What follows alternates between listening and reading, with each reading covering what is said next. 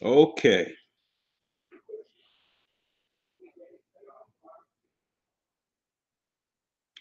Good morning, everybody. We're here in full effect.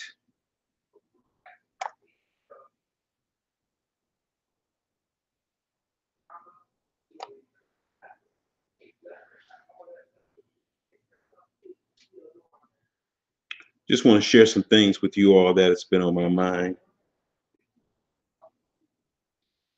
Just hold on a moment.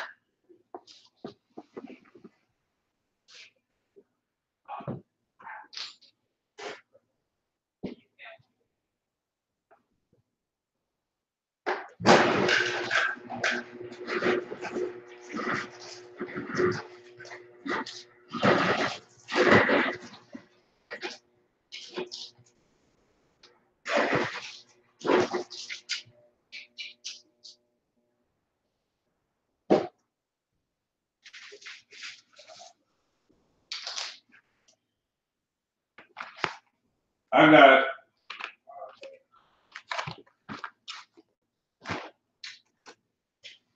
a job still looking for.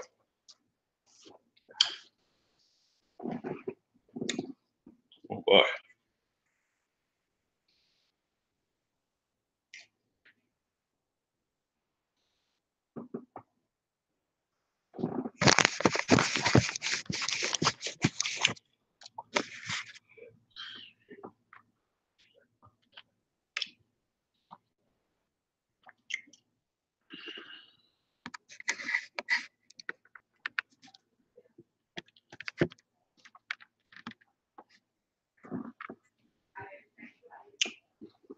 Okay. We're here.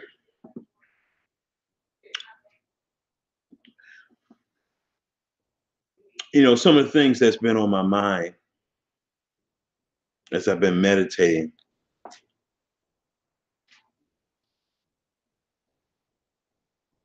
I want to share something with you all. This is something that I had published on my channel. You have four men.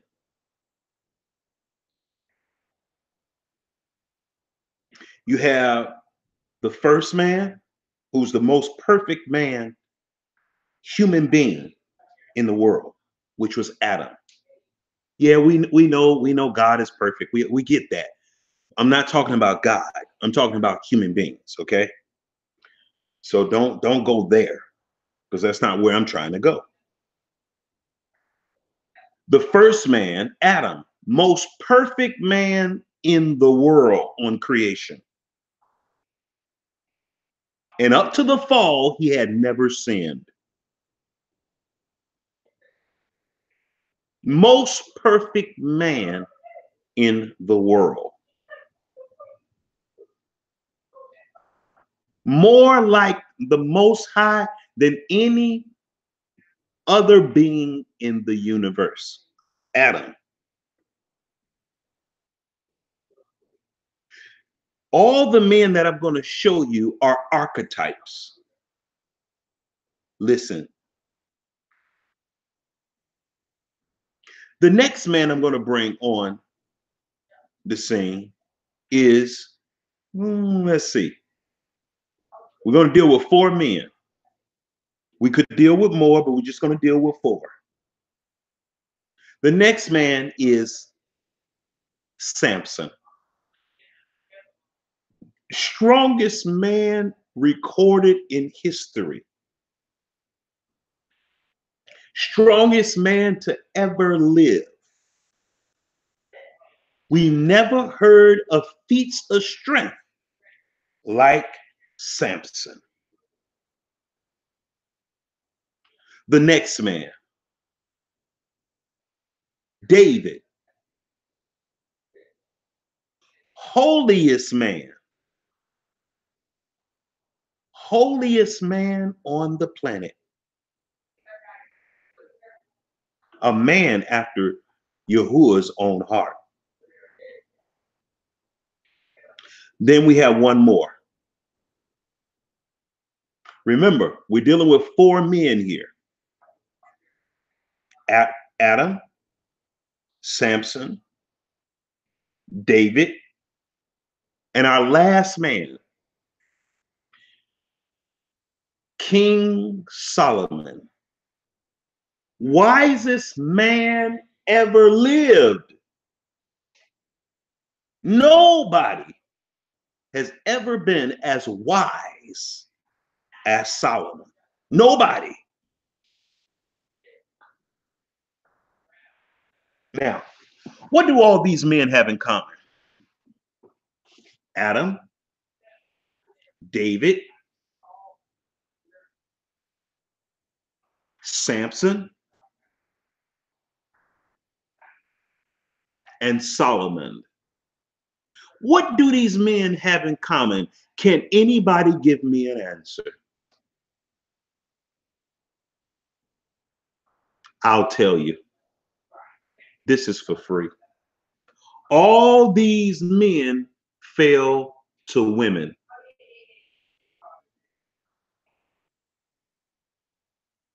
All of them. The first and most perfect man, Adam. The strongest man, Samson. The man that was most holy and like God, David. And King Solomon. All of them fell. The wisest man in the world. All of them fell to women. All of them.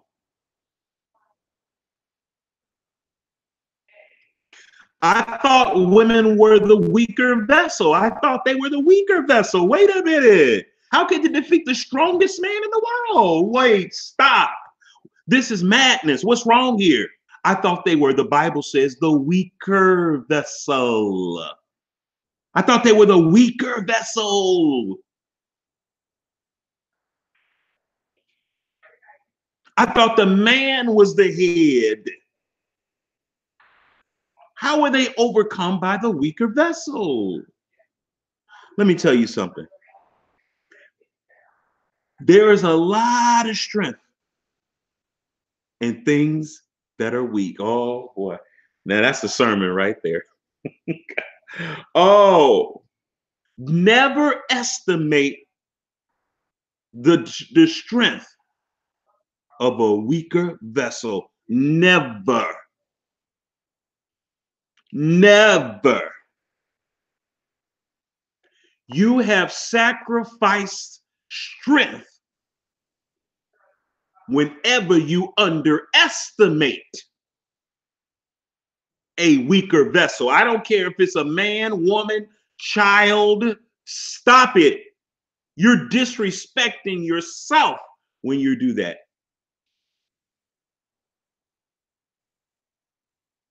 Shalom, King in Design. Shalom. Nah, I broke my fast Saturday. I broke my fast Saturday. Now, what's it, Saturday or Sunday? Yeah, it was Saturday. Like after the Sabbath, when the Sabbath closed. So yeah, but I'm starting another one. I'm starting another one. Good to see you this morning. Yah son, what's going on? Shalom, shalom. Very good, Yah son. You got the answer. Women.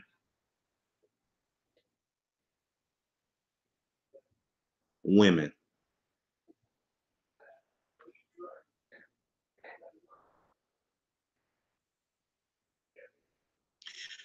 Yeah, but let me say this. God uses women too. God uses women too. And certainly Satan uses them as well. And we know that God uses women because God made them. He said, it's not good for man not to have a woman. I don't know why these men don't want to accept this. And I'm serious. There are men that don't want to accept that they supposed to have a woman. And I don't understand that.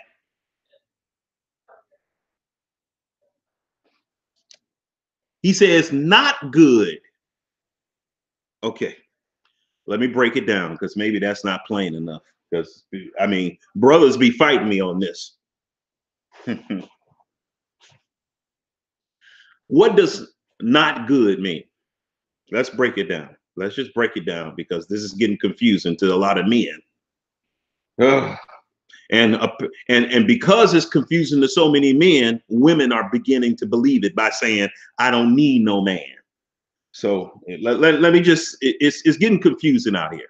So let's break this down.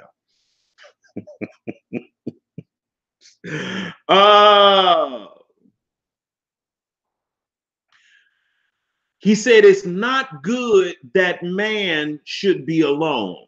Okay. What's the opposite of good? I just want to know because maybe we need to become rocket scientists to figure this out. Oh, because it's getting complicated out here in these streets. What's the opposite of good? Oh, okay. Wow, we got we got somebody with a university degree in here. Exactly, Kenyon. Bad. Help me out, Kenyon. Help me out.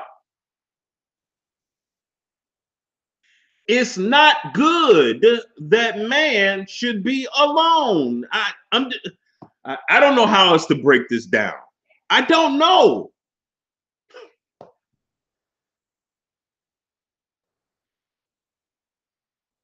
The reason why so many women, I'm going to always put it on the man, y'all.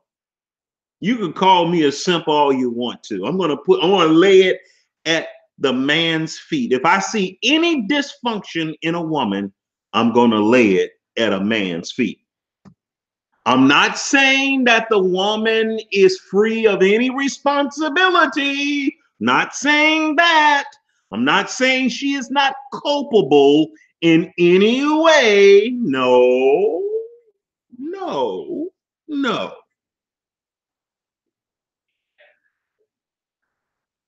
I'm saying it's the man.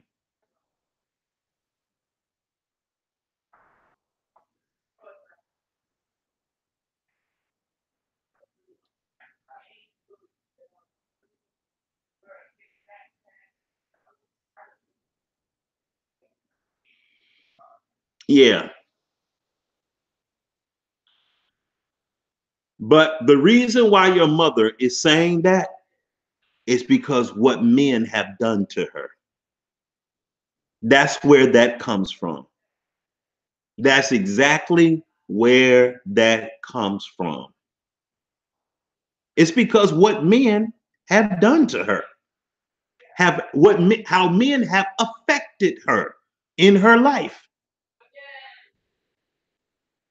So no wonder she believes that. I would even argue with her. I wouldn't.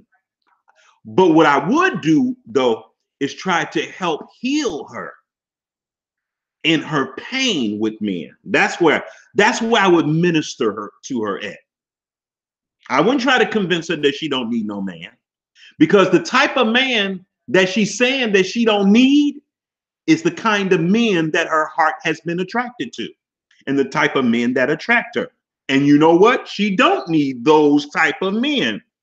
Those type of men is what she don't need. The reason why she points to the men on the dollar bill, those white dead men on dollar bills, is because they provide for her. They are a symbol of provide provision. That's why your mother points to those white dead men on dollar bills, is because they represent providing. So she need a man. She's actually telling you she need a man, but it's coded. She wants a man that's going to nurture her, provide for her, put a roof over her head, because that's exactly what money is to her. It keeps her bills paid, light, gas. She ain't seen no man like that. She's not attracting men like that.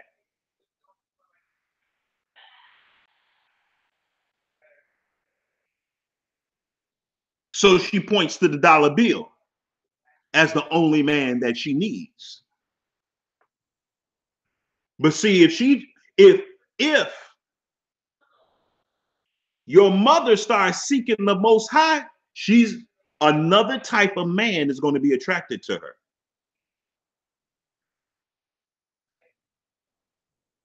If your mother develops her spiritual sensibilities, she's going to even be able to discern between the right and wrong type of man. You see? I agree. My father was with her for 21 years and he never married her. He then married a whore. But now he is back in the house with my mom because his wife mistreated him and he has prostate cancer. Right. So your mother is basically saying she don't need a broken down man. She don't want a man that she got to fix.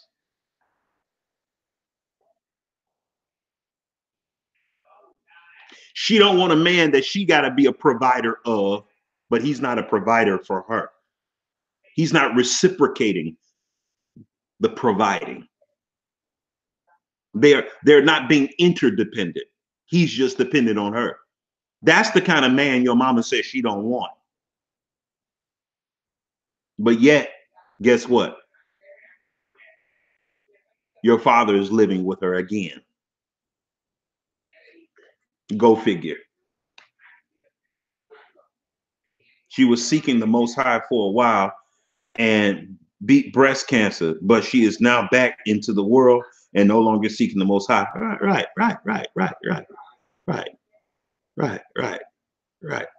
She was just seeking the Most High to avoid a mastectomy. But now that there is no apparent fear of a mastectomy, okay, thank you. I don't need no man now. But thanks. But I'm good now. I don't need no man. You can go. Bye.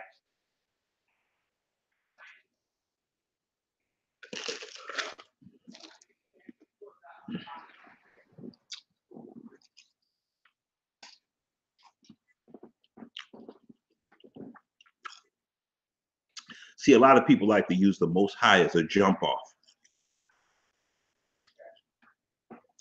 But I'm going to tell you something. That's a big mistake. You don't want to play that. You don't want to play that game. You're going to lose.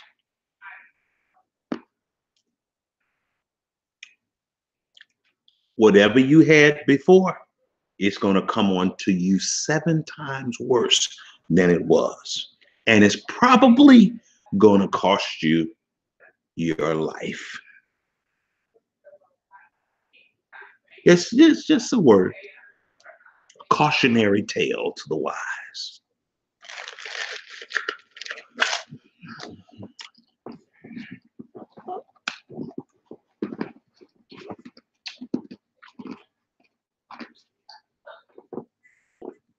Whatsoever a man sow, that shall he also reap.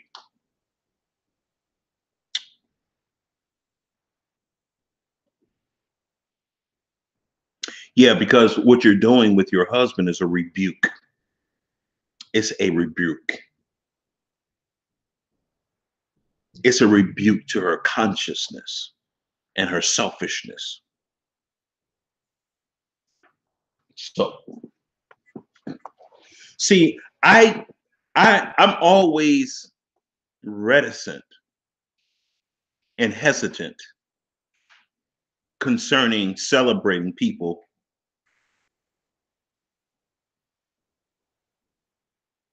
that's grabbing onto the Most High. I just sit back and wait.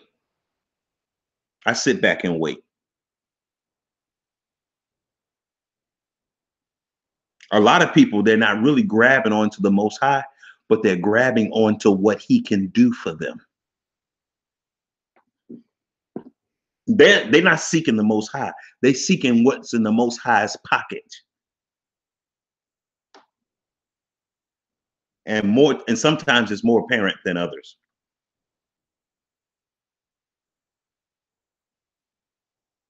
Absolutely. Let me say this.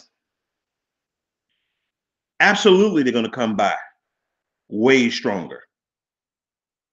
That's just a natural law that the Most High has set up in the earth. See, I think a lot of times, Kenyon, I think a lot of times, I won't say a lot of times, most of the time, if not all Christian churches teach this. All Christian churches teach this, all of them. Hebrew Israelites too, okay? Let's, don't think they're exempt. Please. They teach how to serve God, the Most High. They teach how to serve him from an imperial law construct. Let me explain. I'll break it down. An imperial law construct is based on Roman law. An imperial law construct is a law where you're not governed by natural laws. Let me give you an example. There is a contrast between natural laws and empirical laws that are arbitrary and are enforced on you.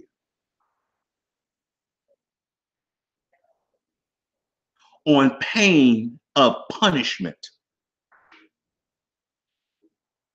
Natural laws, on the other hand, they have built in them naturally the mechanism to correct you, chastise you. You don't need an external force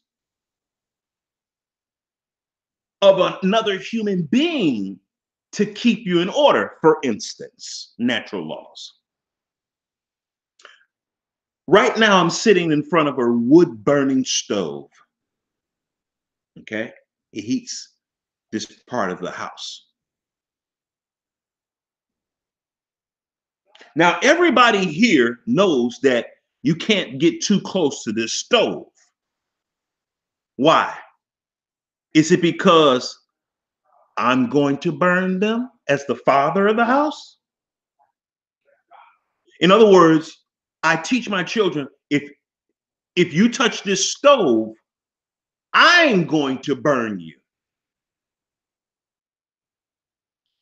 If you touch this stove, I'm going to burn you. No. A natural law is going to take place. A natural unfolding of laws.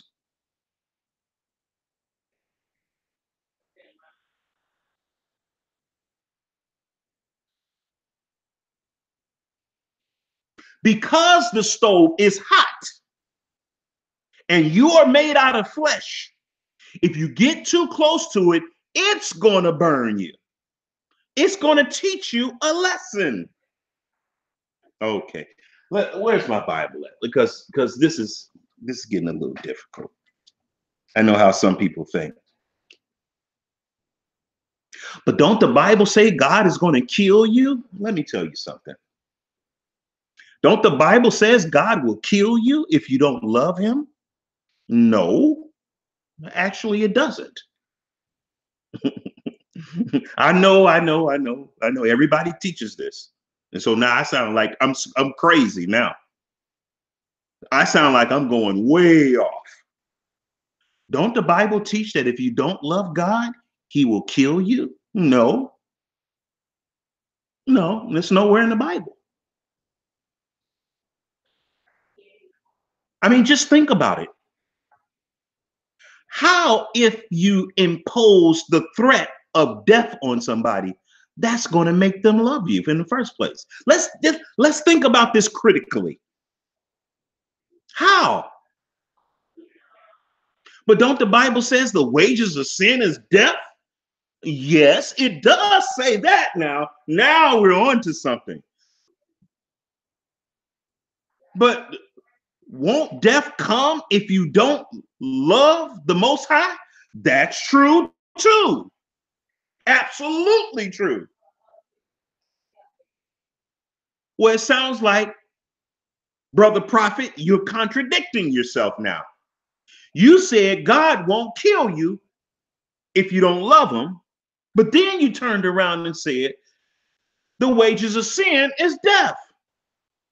And then you said if you don't love God, you're going to die. Absolutely. Well, you contradicting yourself. No, I'm not contradicting myself. You're not listening to what I'm saying,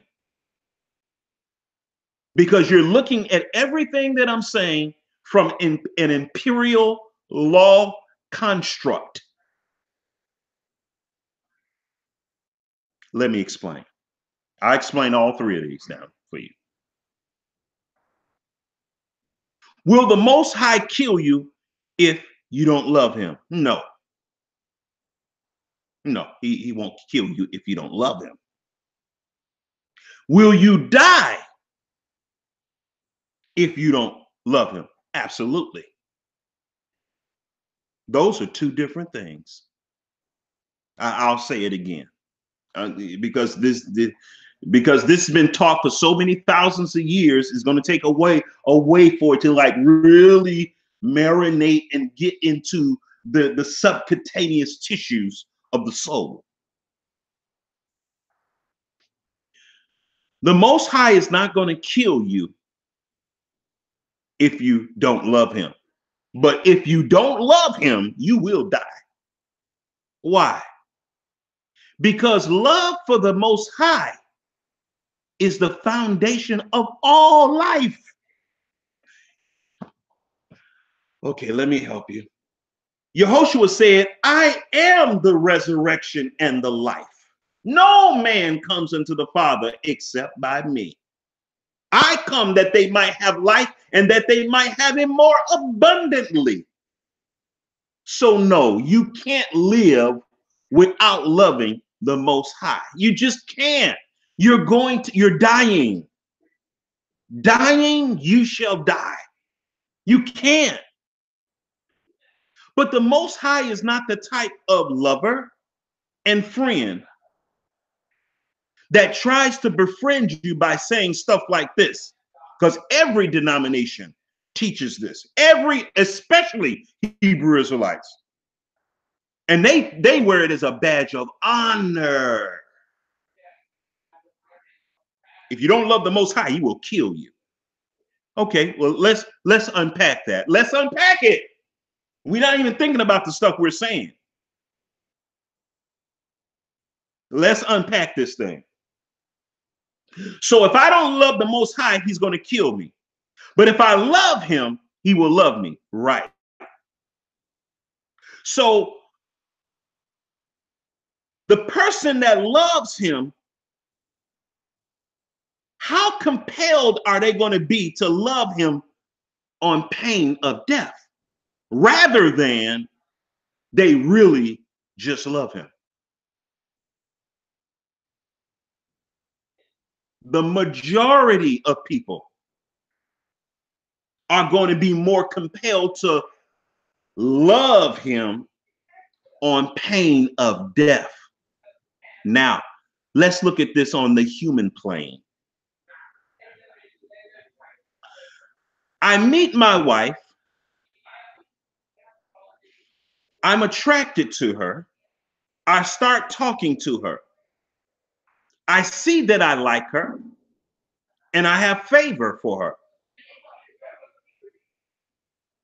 I invite her out to lunch, and then we start going out, eating, visiting, going to events. And I start developing a deep affection for her. And I said, you know what? I want to make her my wife. I go to her and propose. I have a ring. I get on one knee. I have flowers. And as I'm on my knees, I propose with that twinkle in my eye. And I see her start shaking her hands, anticipating what is about to be uttered. And I say, I would love for you to be my wife. And I extend the bouquet of flowers. And then I reach in my pocket and I grab the ring. And I say, would you be my wife? But if you say no, I'm going to kill you. Now, everything that I just described is Christianity, Hebrew Israelite doctrine today. Everything I just described to you. That is the love of God. That's what Hebrew Israelites are saying the love of God is. That's what Christians are saying the love of God is. That's why you hear me say from time to time that Hebrew Israelites are nothing but Christianity 2.0. That's all it is. It's just Catholicism 2.0. Roman Catholicism, imperialism. That's all it is. And because we have structured our religion that way and our governments that way, we have structured our families that way, our relationship with our spouses that way. If you don't do what I say, I'm going to kill you. I'm going to divorce you. I'm going to do whatever punitive measure. But I'm going to tell you something. The Most High, this is what people are getting confused. When the Bible says that God killeth and God maketh alive, I doeth all these things. All he is enunciating is that the laws of the universe kill and make alive. In other words, if you keep his commandments, if you obey the law of thermodynamics, you won't see death. But if you break the laws of thermodynamics, now who is responsible for all the laws? The Most High is. But this doesn't mean that he's the one. Let me read you something from the Bible. Because when you read, let's go to the very beginning of the Bible, Genesis. Genesis, I think, chapter 2.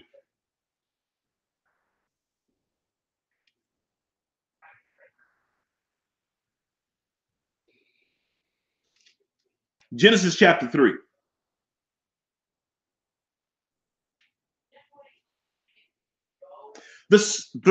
Verse 3. Now the serpent was more subtle than any beast of the field, which Yahuwah had made. And he said unto the woman, yea, have Yahuwah said, ye shall not eat of every tree of the garden? The woman said unto the serpent, we may eat of the fruit of the tree of the garden, but of the fruit of the tree that's in the midst of the garden, Yahuwah said, lost my place, have said, ye shall not eat of it, neither shall you touch it, lest ye die. And the serpent said unto the woman, ye shall not surely die. Now look what she says. The day you eat of the tree, you shall die. Look what it doesn't say. Look what it doesn't say. It don't say this. The day you eat of the tree, I'm going to come and kill you. It don't say that. It don't say that. It say you the day you eat of the tree. So what's going to kill you? What is going to kill you? According to Genesis chapter 3. What is going to kill you? This is just one example I'm giving you. What is going to kill you?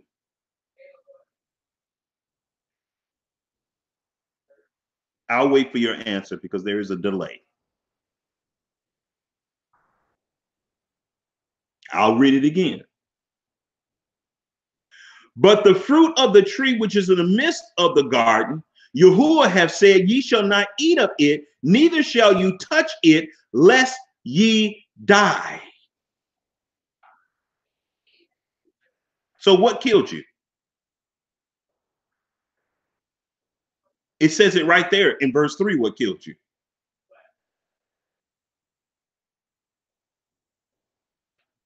Hey, Dawid ben Israel. What kills you is eating the tree. That's what let me read it again. But the fruit, remember, we're talking about fruit of the tree. The fruit of the tree, which is in the midst of the garden, God hath said, ye shall not touch it, neither shall eat of it, neither shall ye touch it, lest ye die.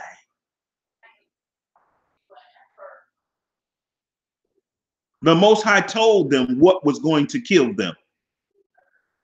Eating of the tree is what's going to kill you. It didn't say the Most High is going to kill you. It didn't say that the Most High was going to come down, hunt you down, and kill you. It don't say that.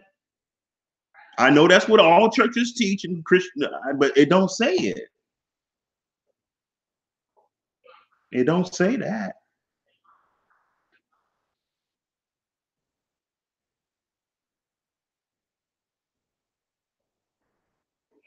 Now that's really disappointing to a lot of people. A lot of people want to serve a God that's an imperial ruler, that rules with arbitrary, exacting rules like the governments that we live under. And as a matter of fact, most people compare God's laws to the laws of this earth. They're not that way, y'all. There's no hung jury in heaven.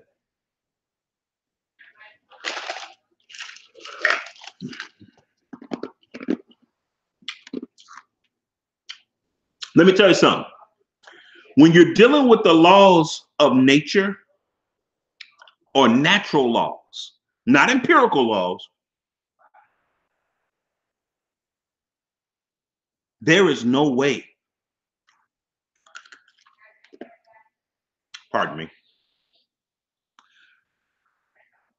there is no way to, what I'm trying to say here, I had the word right in my head. There's no hung jury to the law of gravity. There's none. If you jump off a building, you're going to hit the ground. There's not going to be a hung jury on the law of gravity. There's not. That's how you know the laws of man are wicked, evil, and satanic. Because you can have a hung jury.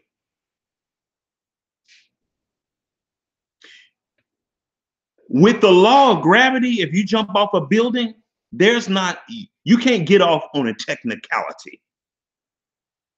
Boy, I'm preaching. Y'all, I'm teaching now and y'all don't even know it. Have anybody seen somebody jump off a building or jump out of a plane, and the law of gravity is suspended on a technicality. Have you ever seen that?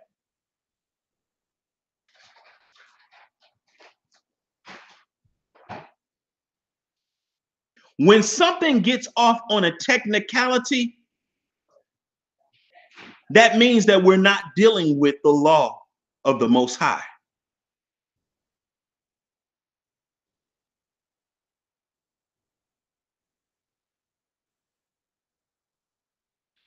When Nebuchadnezzar tried to throw Shadrach, Meshach, and Abednego in the furnace, and the fire didn't burn them,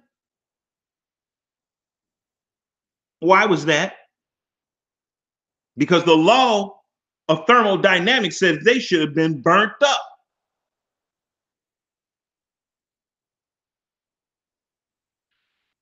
Why didn't the fire consume Shadrach, Meshach, and Abednego?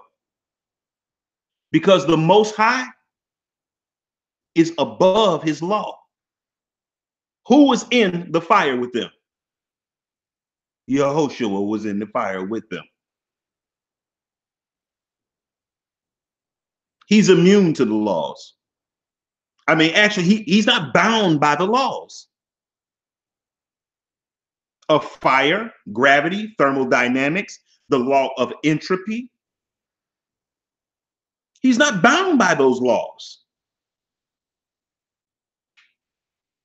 This is why Shadrach, Meshach, and Abednego were not burned. But how did they end up in the furnace, though?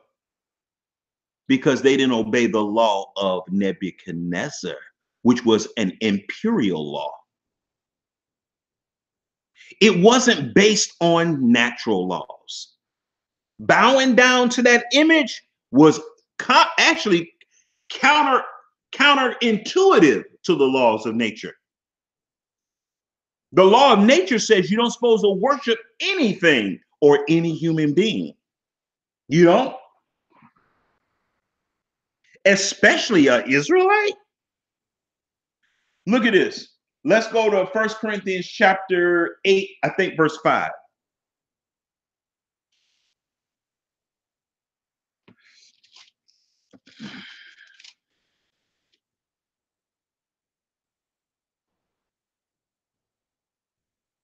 For though there be that are called gods, whether in heaven or in earth, as there be gods many and lords many, but to us, the Israelites, it says, there is but one God, the Father. So Israelites don't supposed to be bowing down to no other God when they love the Most High. They don't supposed to be bowing down to no other God, no other power. We don't do that. We don't do that. That's a no-no. I want to leave you all with this. And I'm going to change gears here in a moment. Well, I guess I'm not going to leave you because now a whole lot of stuff just came on my heart that I wanted to say, that I planned to say. Satan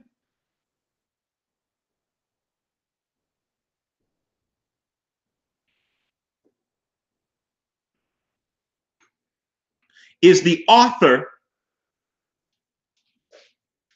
of death coming into the world. I didn't say Satan created death. I said he is the author of it coming into the world, manifesting in the world. The law of death was always there, but it wasn't revealed. Why? Because sin wasn't in the world. So Satan couldn't create death, but he did open the door for it to manifest in the world. This does not mean he's the author of it. What did Yehoshua do after he brought Satan under the dominion of death?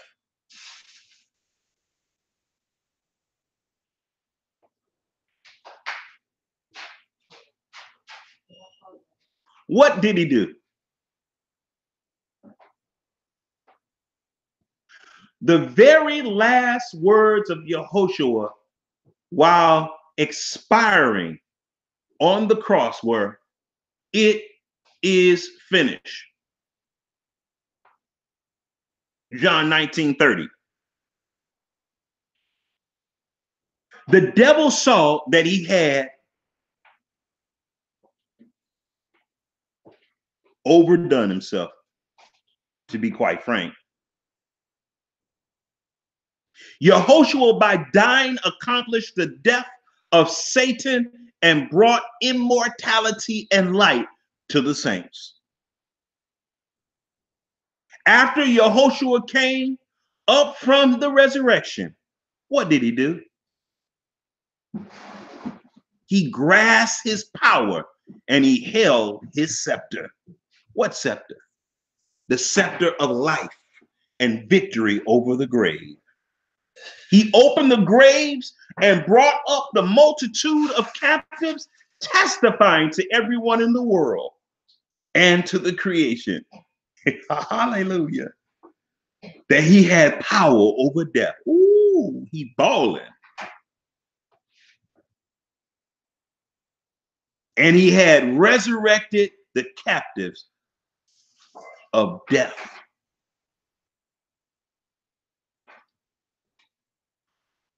I want you to meditate on that as you go through your week.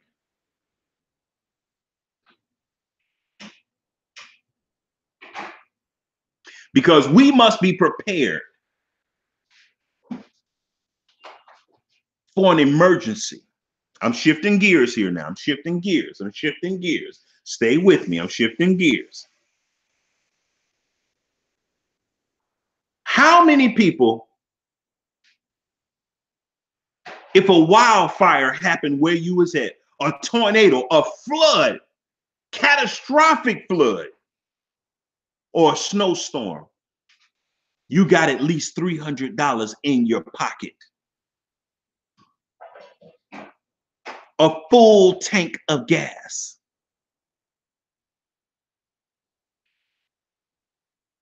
I think, y'all, as we get closer and closer to the end, we're going to have to start being more prepared for emergencies. You know, I was laying in my bed last night and I was thinking, I said, you know what? Whenever I'm going to bed, I should always have a full tank of gas. I top the day off by going and getting some gas before I go home and not leave again. Hey, close that door.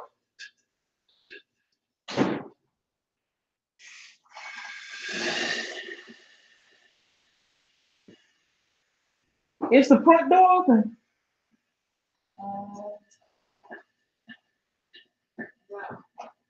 I mean, where's all this cold air coming from? But anyway,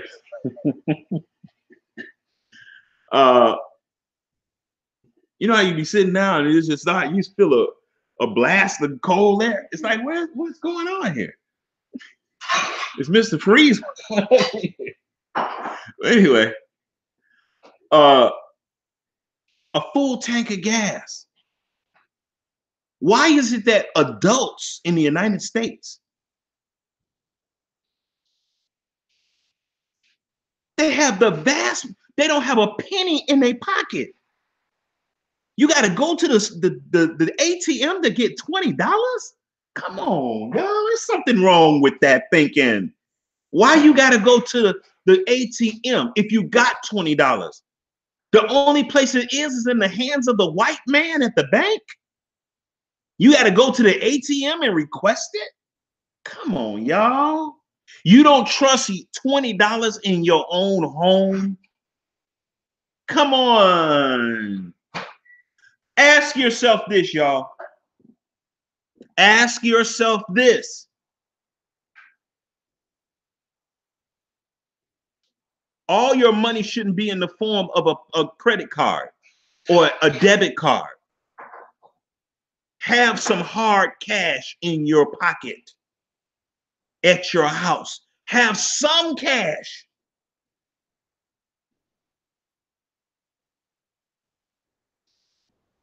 We got to get out of this habit of trusting white people with all our money.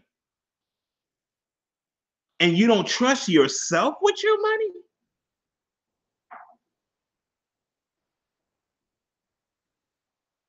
This is a lesson for me, just like it is for you, y'all. That's about being prepared. The first thing people do on a bank run, they run to the bank and the banks close their doors. And they start rationing out your money. So to avoid that, have some cash on hand, a petty cash fund.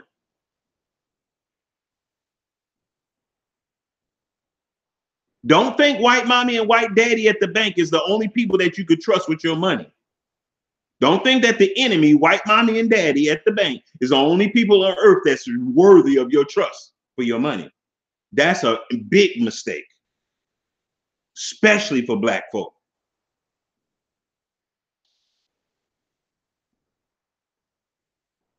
Because for black folk, what they're gonna do, they're gonna give our money out to everybody before they give anybody our own money to us. That's what they're gonna do. They're gonna make sure their people is taken care of in an emergency, and that's what they should do.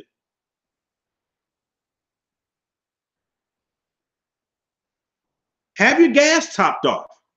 Just get in the habit of having your gas topped off. Y'all, if you got a car, just have it topped off at the end of every day. So you can at least drive 300 miles. And you don't have to be sitting in no gas station in a line that's 8 miles long. And then the gas run out by the time you get to the pump. It's nothing wrong with that, y'all. When I look at those people that's was in Paradise, California, none of them were prepared.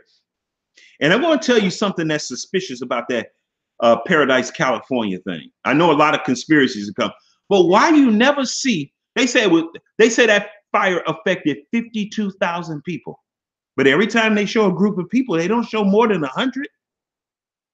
They don't show no more than 100 groups of people. Where are all these people going? Why are they not reporting the facilities that these people are staying at in mass? Why are they not sending cameras there? I haven't seen them. If you have, I like to see the links of them. It's just, that's kind of strange to me. Because in the New Orleans flood, we saw pictures of them in that stadium. We saw them running all down the street. We saw them everywhere. But in this thing, you don't see nobody nowhere. And they said it affected 52,000 people. Where they at though?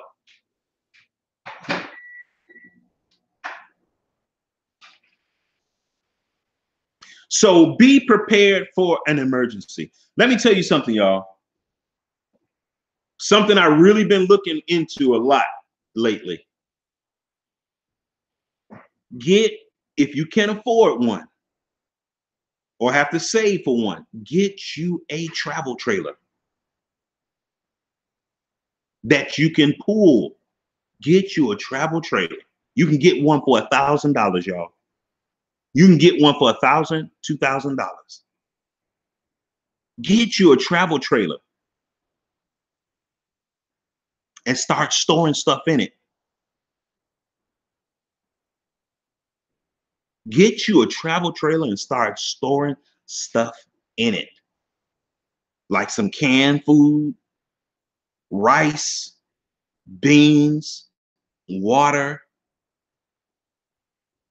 bathroom tissue, toiletries. And just have it in your yard, backyard or garage or wherever, storage, and keep it up. Make sure everything works on it. You might have to do some repairs on a $1,000 trailer, but you may not have to. I bought one for $1,000 and didn't have to do nothing. That thing was perfect. It had heat, a refrigerator, and a bathroom, shower, and everything. I didn't have to do nothing to it.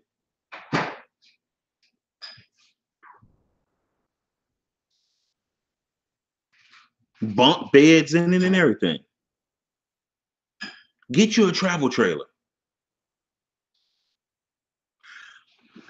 The reason why I'm saying this because a travel trailer, what it does, the advantages that it have is that you don't have to pull it around everywhere you go. You can use it as a storage for emergencies. You put you a nice first aid kit in it. Build you a nice first aid kit. Get you a first aid kit and then build on that kit that you have. Put you some washing powder in it, some laundry detergent in it, some food in it. And I'm saying non-perishable stuff. And if you really get good, you can get some of that food that you just add a little water to. The survival foods that they be having online. Get you a few of those things and store it in there.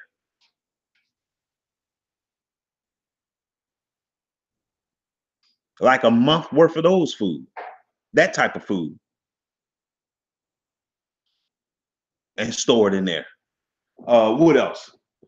Some type of weapons, knives, and a pistol, and a rifle. Start storing that stuff up, maintaining it, using it. Go camping. Don't just wait for emergency. Go camping. Why? Because what you do when you go camping is you prepare yourself on what you're going to do and how you're going to get prepared for being in your trailer away from your home. Like once or twice a year, go camping in your travel trailer. Go camping for a weekend. It's nothing wrong with that, y'all. You notice that none of our churches, none of these religions prepare people for an emergency. You notice that? They never prepare you for an emergency, y'all, of any kind. Flood, fire, tornado. They don't. They don't. You know what that means? When somebody doesn't prepare you for an emergency, guess what they're preparing you for? Destruction.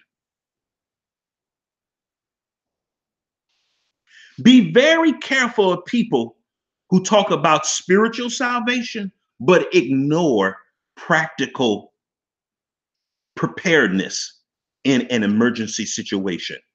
Be very leery of those type of people. I sat in a church for 30 years and they never talked about preparing for an emergency. Never, not one time. All they talked about is going to heaven, living for eternity. And now I can see why they were so raggedy and nasty in spirit. They prepare, they so heavenly minded that they're no earthly good.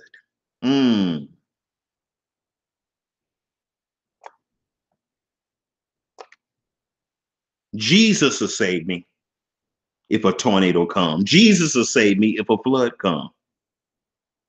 Jesus will save you if you're prepared. How about that? These people here.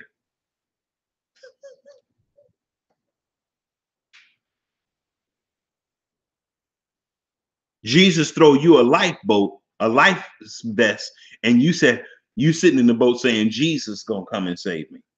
Okay, have it your way. Have it your way.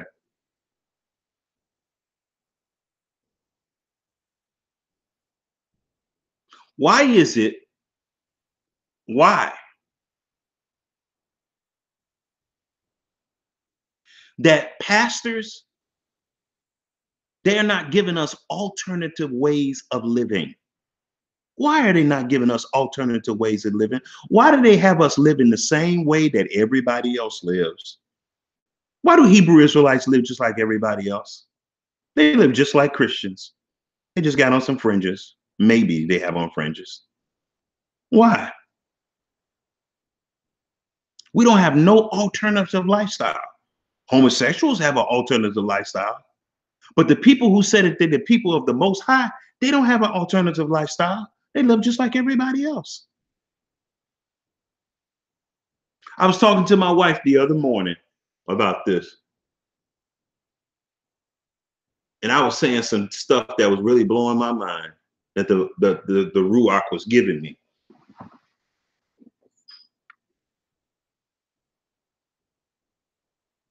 And I was talking about preparedness. Everybody everywhere across the globe in all these industrialized countries are talking about housing crises everywhere.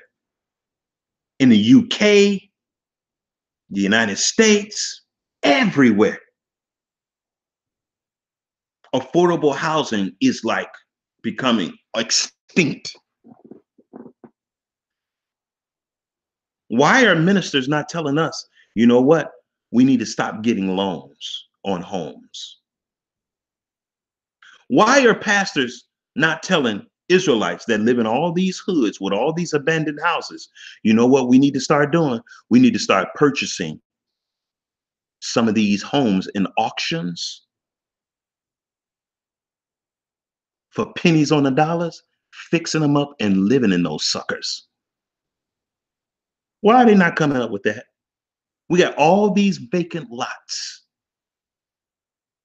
And we're not thinking of an alternative way for affordable housing for the people of the Most High. Why is that? Oh, they know all the scriptures in the Bible, but the only way that they know to live is like your enemies.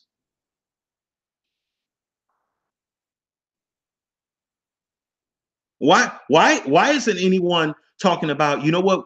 A lot of these places, cities, blighted cities, like Cleveland, like Detroit, where they have all these vacant lots. Move into those places, those vacant lots with travel trailers, and purchase the land and build a structure around the travel trailer.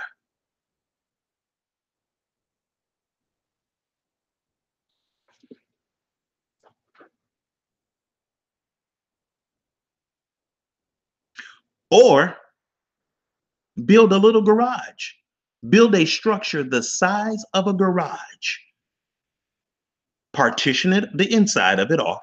Have a kitchen and a little room and live in it like a house.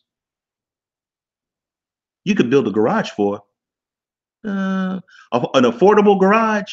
I'll say, let's say $2,000.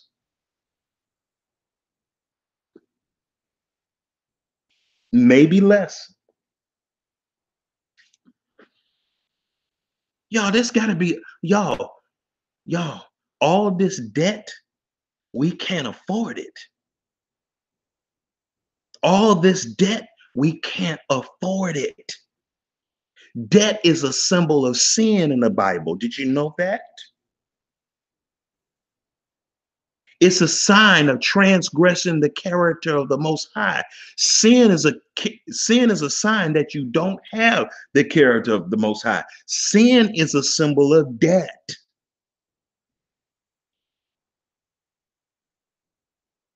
Sin is a symbol of slavery. Okay, y'all not listening to me.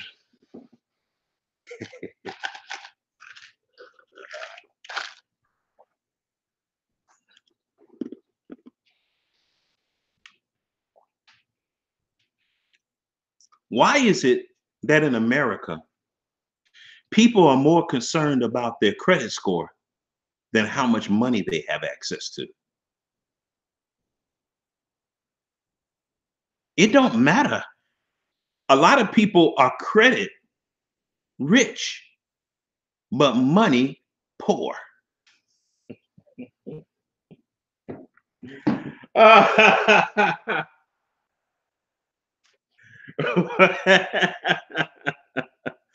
Woo, boy.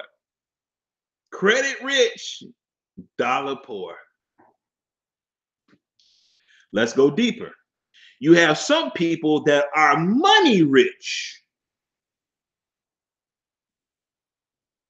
What to do with the money? They are poor in knowledge about what to do with money.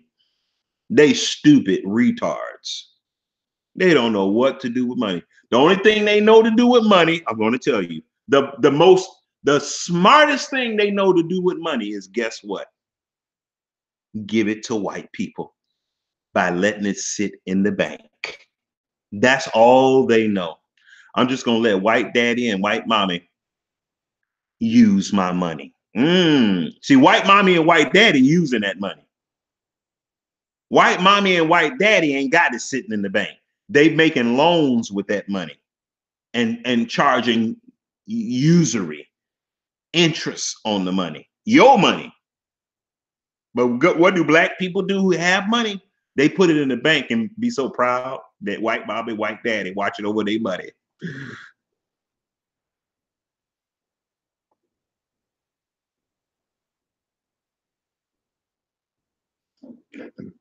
Another thing that we need to stop doing, y'all, these giving money to these churches and any organization that puts your money in the bank. That needs to stop. The Bible says, let's look at it. Malachi 3:8.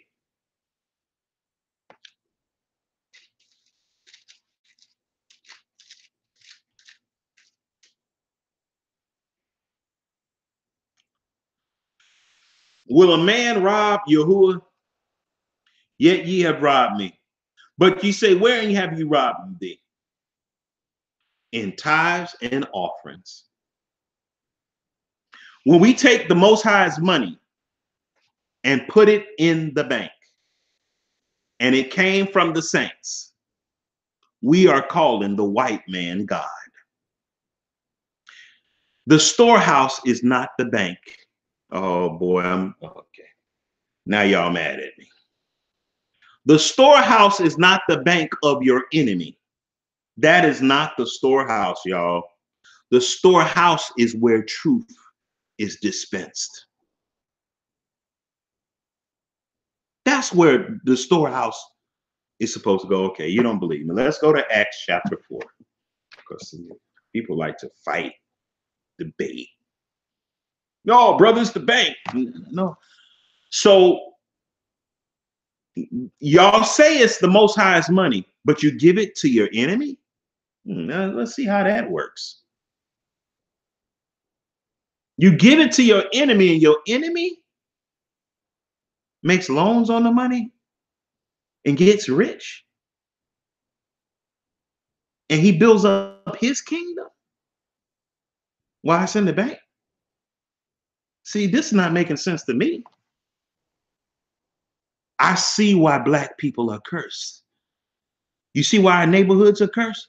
We take God's money and give it to our enemies. He said, if you do that, he said, I will curse you with a curse. Ain't the ghettos cursed? Ain't the ghettos redlined? Guess why the ghettos are redlined? Because we take the Most High's money and put it in the bank. Where do we supposed to put the Most High's money? I'll read. I'll just show it in the Bible because people want to debate and fight, cuss me out. Okay, let's just go there. Acts chapter 4. And the multitude of them of believe, Acts 4:32. And the multitude of them that believe were of one heart. Listen to that. Of one heart and of one soul. Neither said any of them, that aught of the things that they possess, which they owned, but they had all things in common. They shared. It didn't say that they shared with the bank, y'all. No, you don't take God's money and deposit it in the bank. You don't collect tithes and offerings and put it in Satan's hands, y'all. Oh boy.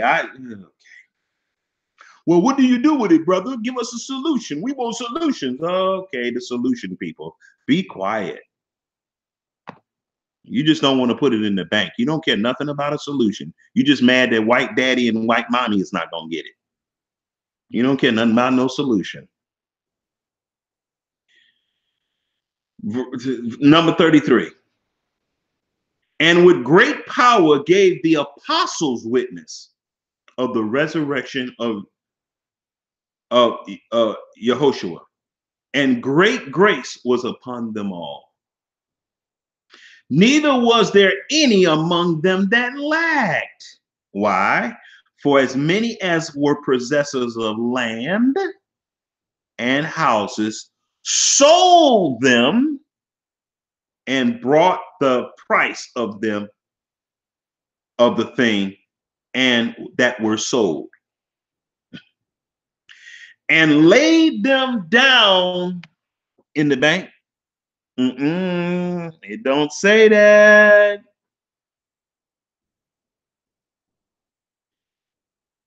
And laid them down at the apostles' feet. They brought them to the storehouse, y'all. And distribution. Did the apostles collect it and then take it and go build a nice mansion somewhere? Or buy a Citation 10 jet?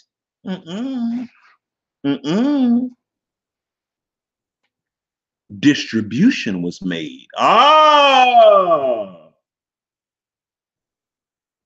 Distribution was made. To the banks. Let's see. Distribution was made unto every man, Israelite man, according as he had need. Wow. I'm reading to you what the storehouse is in Acts chapter 4. How the storehouse works, how it stores money in the storehouse. You bring it to the apostles and they distribute it to the people who are in need. Why? So to build up the kingdom. Show me one Hebrew Israelite group that does that and don't put the money in the bank. Because at no point do it say the money goes to the bank here. No point. Show me one Hebrew Israelite or Christian group that does this. Okay. These signs shall follow them that believe. This is one of the signs that's going to follow them that believe. They don't want this to be a sign. They don't want this to be a sign. They just want that gibberish to be a sign. They want that to be the only sign.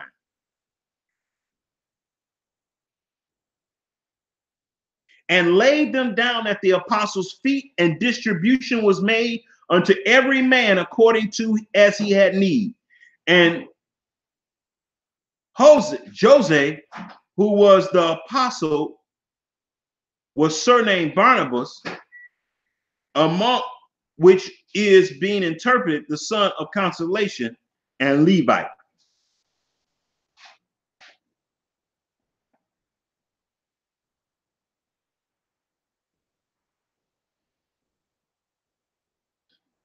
And Josie, who was by the apostles, was surnamed Barnabas, which is being interpreted the son of consolation, a Levite, and of the country of Cyprus, having land sold it and brought the money and laid it at the apostles' feet.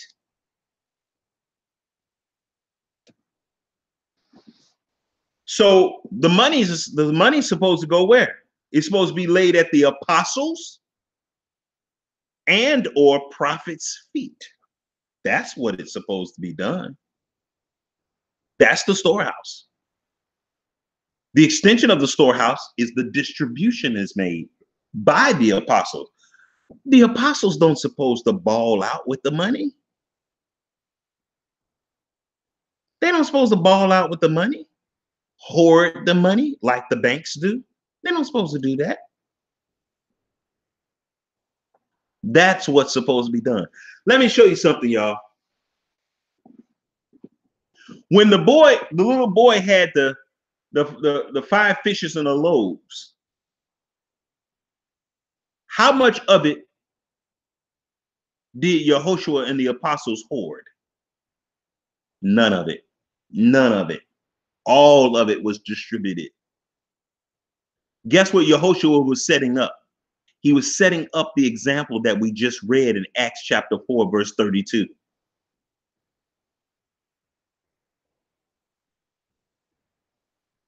He was setting up, he was prepping them for how offerings were supposed to be received and distributed, not just received, because you notice all these churches receive tithes, but they never distribute. You notice that? Interesting. They receive tithe, but they never make a distribution of everything. They never do. Never do. So, like when these churches, when they go to church on Sunday, you know the way it's supposed to be? They supposed to collect the offering. And then what? Then distribute it. Did you know that? That's what we just read in Acts chapter 4, verse 32. We just read it. They don't supposed to take it in some back room and count it. They don't supposed to take it in the back room and count it and start stealing out the pot like they do. You come on, y'all. Y'all know. You know the game.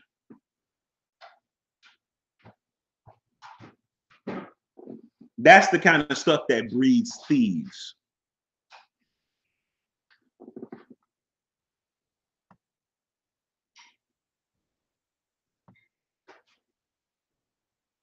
You know, that's how it's supposed to be with the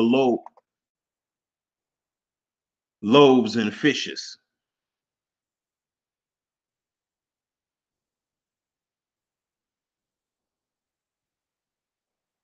That's the way it's supposed to be. Loaves and Fishes Community Services.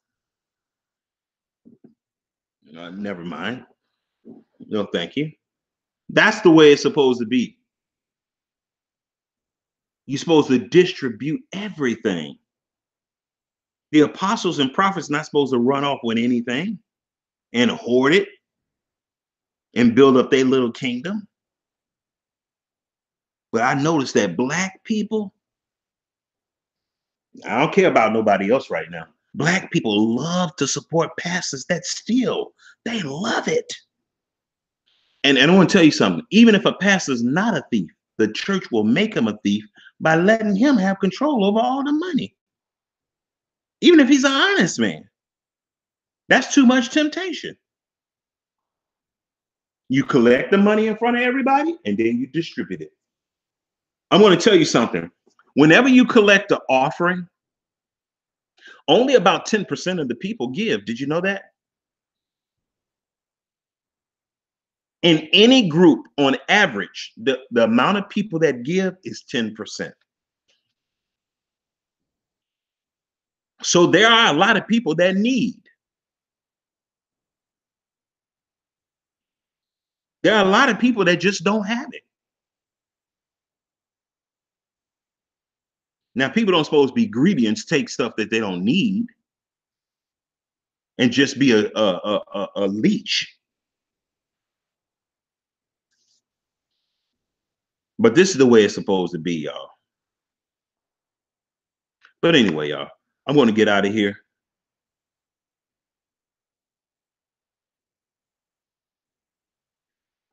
Well, I'm glad you enjoyed it, Kenya. I'm glad you got something out of it. I hope you were edified. I hope it was some useful information, some practical information that you can use, that you can start planning for. You can add to what you already are doing. You know, tithes and offering was the first fruit, not money. They're pimping the people. Yeah, it was first fruits. And we know that in Acts chapter 4, I don't know when Acts chapter 4, what time of the year Acts chapter 4 was written, but no, tithes was not money. But let me say this, y'all. Who in here has a garden? Who in here has a garden that's big enough to tithe out of? Hello? Who in here have a garden that's big enough to tithe out of?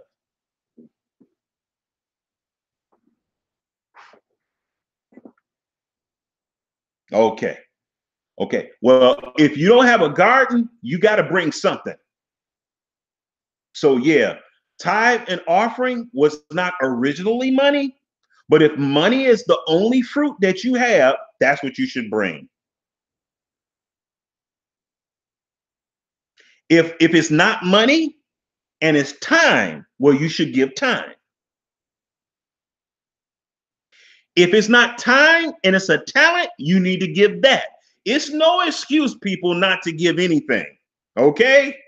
Because a lot of people use the fruit thing to get out of paying tithes, to giving.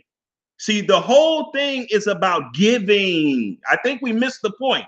Yes, it was originally about fruits and vegetables and livestock. That's absolutely right. But how many of y'all got a stable of cows, pigs, ducks, birds, chickens, egg? How many? Raise your hand. Raise your hand. Okay, then. See, it's no reason to be selfish. Just because you don't have a cow, okay? Just because you don't have a pig, well, not a pig, but you get the point, y'all. Just because you don't have a goat or a turtle dove or fishes, it don't mean that okay, well, I ain't got no fish, so I'll never have to pay tithes, because I don't have to give nothing to the people, the men of God that teach. I don't have to give them nothing. Why? Because I don't have a cow. Hey, I don't have a cow, so hey, I'm free. I don't have a cow. I don't have a pig. Well, not a pig, but I don't have a cow. I don't have chickens. I don't have a goose or whatever. I don't have any deer. So, hey, I don't have to give nothing to no man.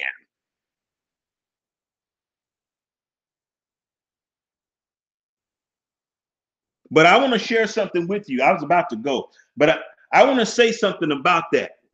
Because see, when people learn that they Hebrew Israelites and they come out the Christian church and they learn that it's false, they think that now, okay, I could be selfish now.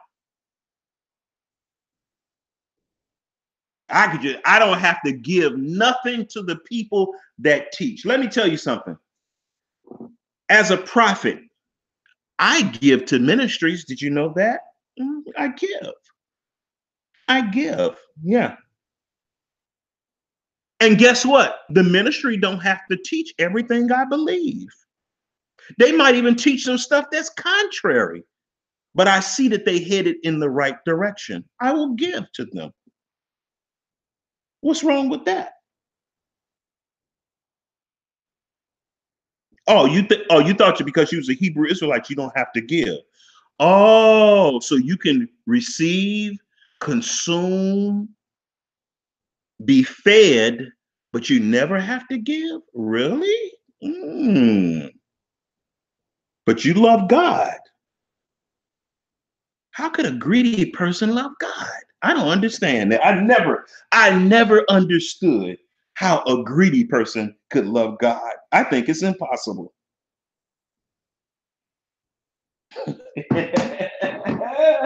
ah, greedy people are some of the most demonic people I've ever met. They are. They wait to receive, but they never give. They always have their hand out, but never to give anything.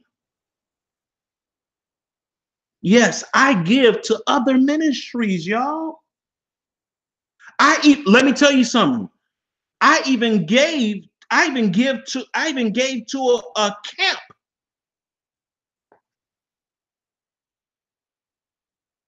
It wasn't a One West camp, but I gave to a camp before.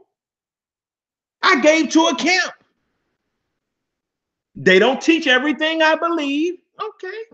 But I can see that they're headed in the right direction. And not only that, I can't live without giving. I can't. I have to give. That's a compulsion of mine.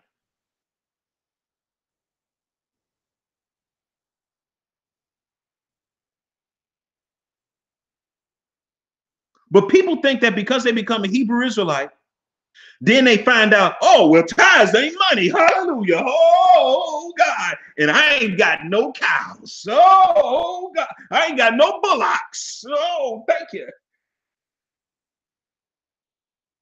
They think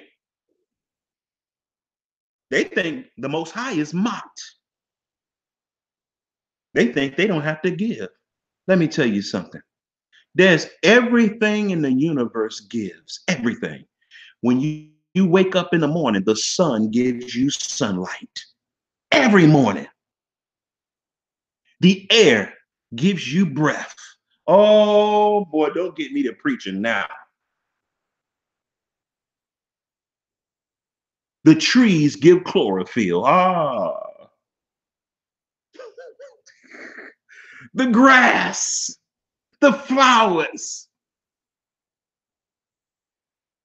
the birds give us song. The butterflies give us beauty and admiration. But you got people that are Hebrew Israelites. They're not Christians no more. They don't believe in tithes and offerings anymore because it was a cow. So since it was a cow, I can be selfish as hell. I don't never ever have to give because I ain't got no cows in the backyard. I feel sorry.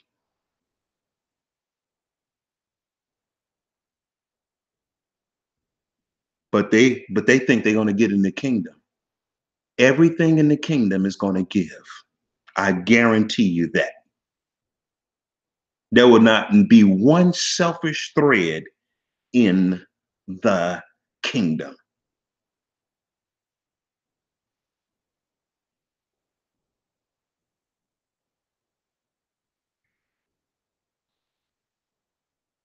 So, oh, there was something I wanted to read. There was something I wanted to read to you before I go.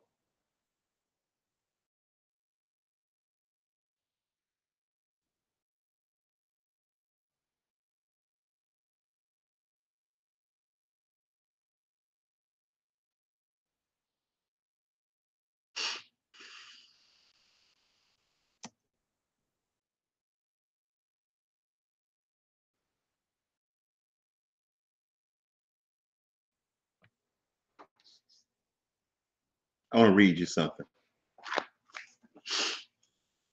Let's look at this. Luke chapter 21.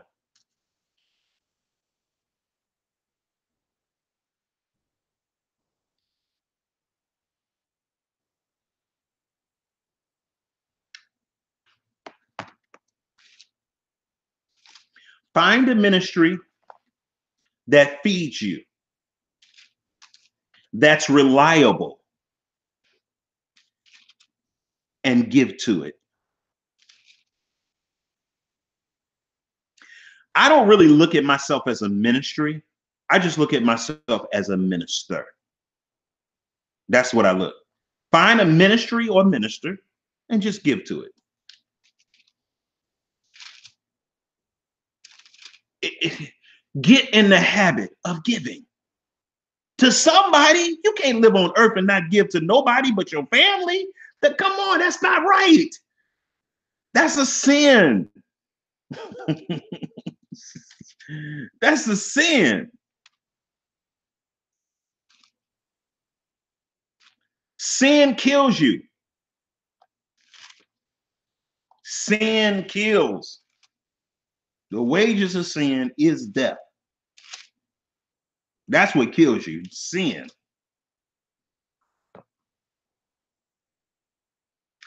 Luke 21.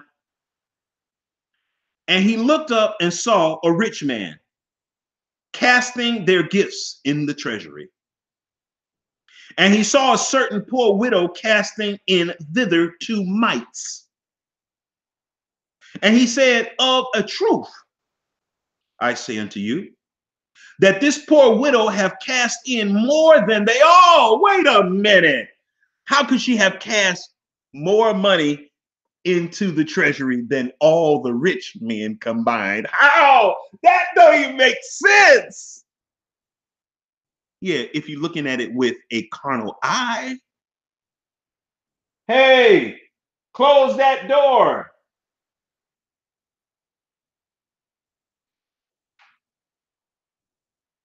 Why y'all keep opening that door like that?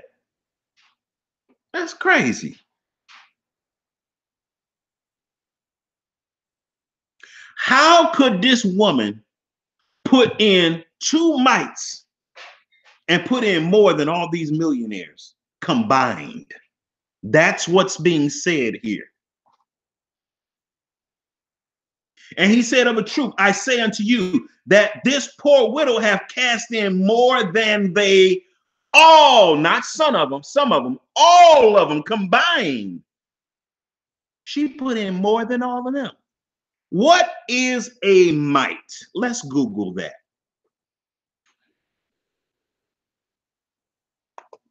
What is a mite?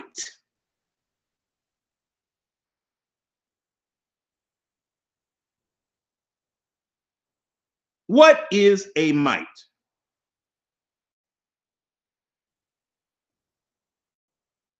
Here's the definition of mite. Not that mite. That's a bug. Related to the ticks. Many kinds live in the soil and a number are parasitic on plants or animals. Okay, let's see.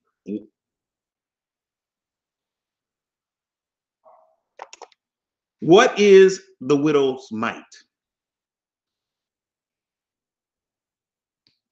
I guess I should have said, what is the value of the widow's mite? Here's the definition of widow's mite. A small monetary contribution from someone who is poor. Okay, let's see this. How much is the value of the widow's mite? Okay.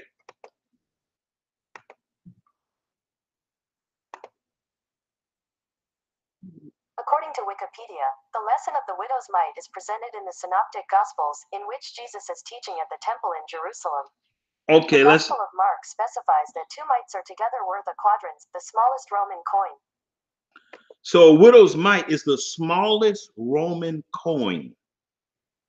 It's the smallest. I want to see how much it is. So I'm going to go to Wikipedia.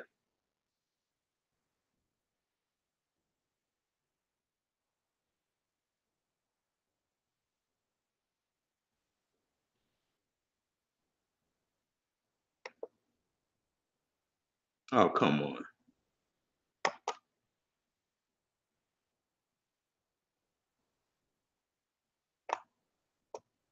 Okay.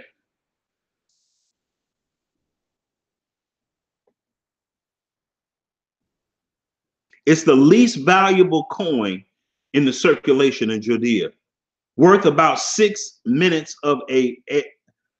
Oh, okay. Listen to this, y'all. worth about 6 minutes of an average daily wage. You heard that? Whoa, whoa, whoa, whoa. 6 minutes. Listen to this, y'all. The woman who put in the widow's mite, according to Wikipedia, it says it's the average of 6 minutes of work. So let's break that down. If you make, let's say, we know she made seven, let's say she made minimum wage today. Oh man, this is good, man. So let's say you make $7 an hour. You take $7 and divide it by 60. Where's my calculator? Hold on a second.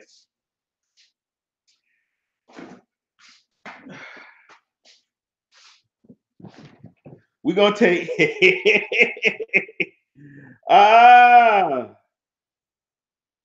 we're gonna take, so $7. Let's just say that's 700 pennies divided by 60 equals, that's 11 point, that's about 11 cents, 11 and a half cents times 6 equals 70 cents. 70 cents if she was working today. If she was making $7 an hour today and she worked 6 minutes, that would be 70 cents.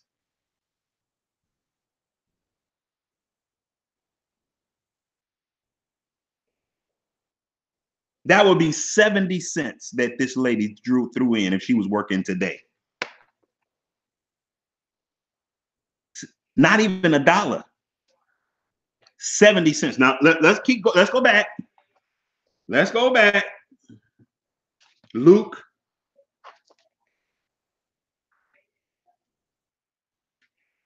Let's go back to Luke. This is good. I'm trying to conclude this, but we're going to stop soon. Let's look at that. Luke 21.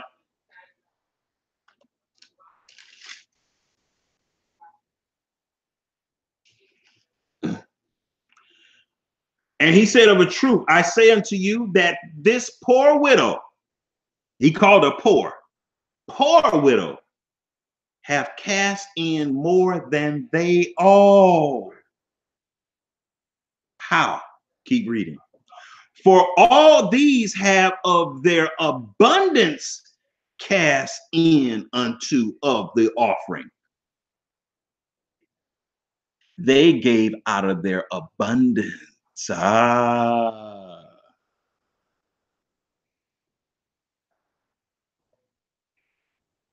For all these that of their abundance cast in unto the offering of Yahuwah, but she of her penury cast in all the living that she had. This lady put her whole life in the offering plate when she put those 2 mites. In other words, she put her last. She put everything she had. That's how everything in her life that she had, she put it into the kingdom. So you're not hearing me. You don't understand what I'm talking about.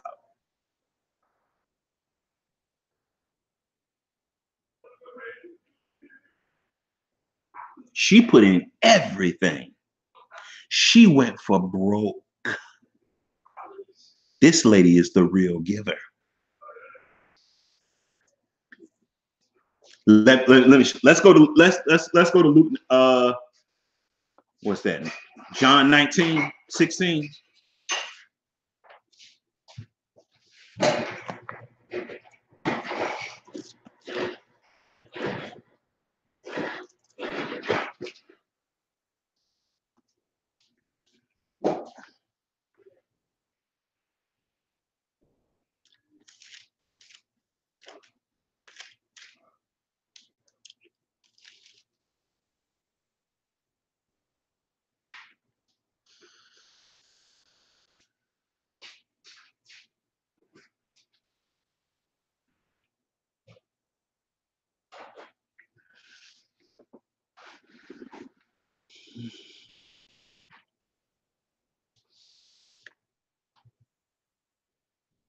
Bear with me.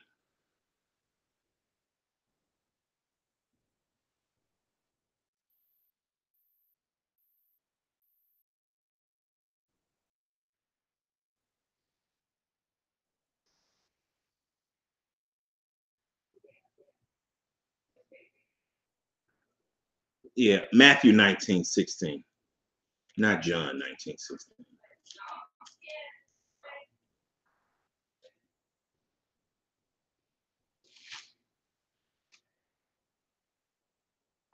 So the woman who was poor gave everything she had over in Luke 21.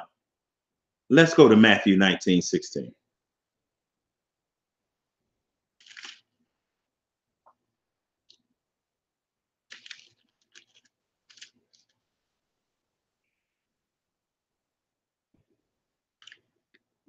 And behold, one came unto him and said, Good master, what good thing shall I do that I might have eternal life? And he said unto him, Why callest thou me good? There is none good but Yahuwah. But if thou wilt enter into life, keep the commandments.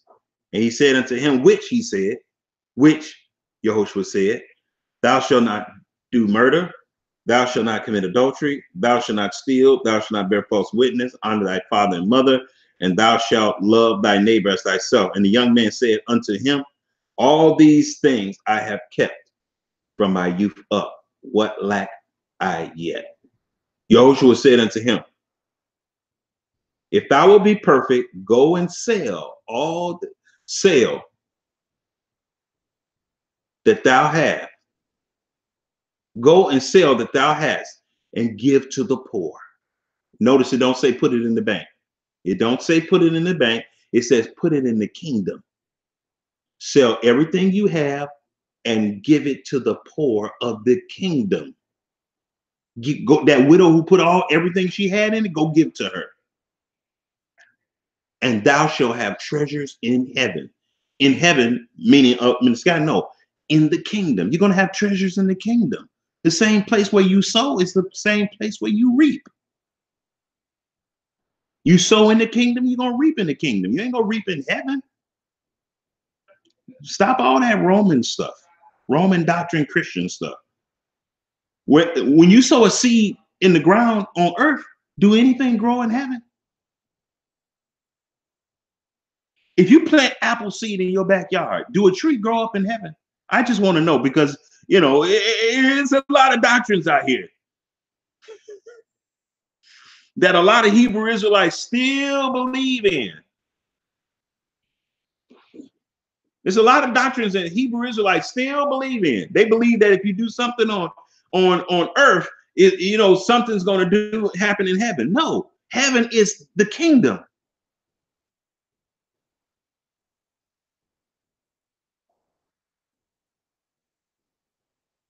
That's a natural law.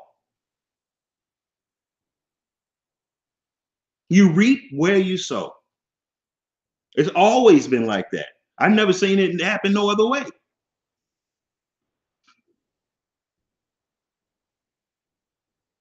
The rich man will hardly enter into the kingdom of heaven. Hey, what's going on? Amaria Ben Yisrael. How you doing? Shalom. Man, it was something that you reminded me of. It's something you said that reminded me of something. Kenya. I can't remember what it was. I probably won't think of it now. Oh, fasting. You asked me about fasting. Let me tell you something, y'all. When you fast,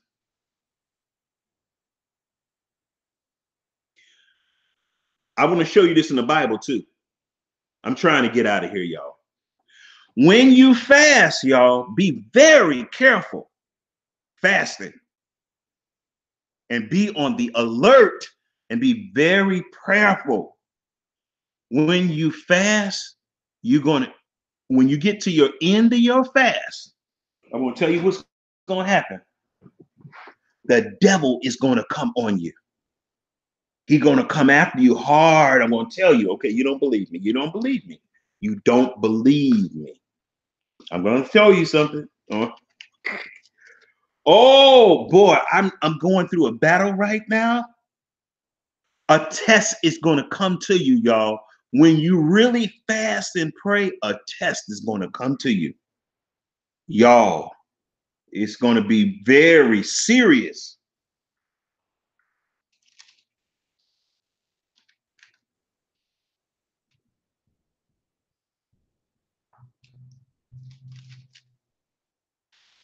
Be very careful with fasting, y'all.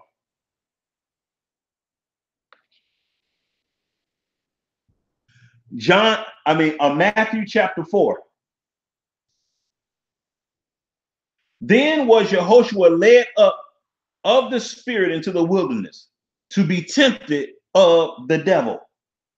And when he had fasted 40 days and 40 nights, he was afterwards hungry. And when the tempter came to him, he said, you see? So when he finished his fast, when he was getting to the end of his fast, a test came. A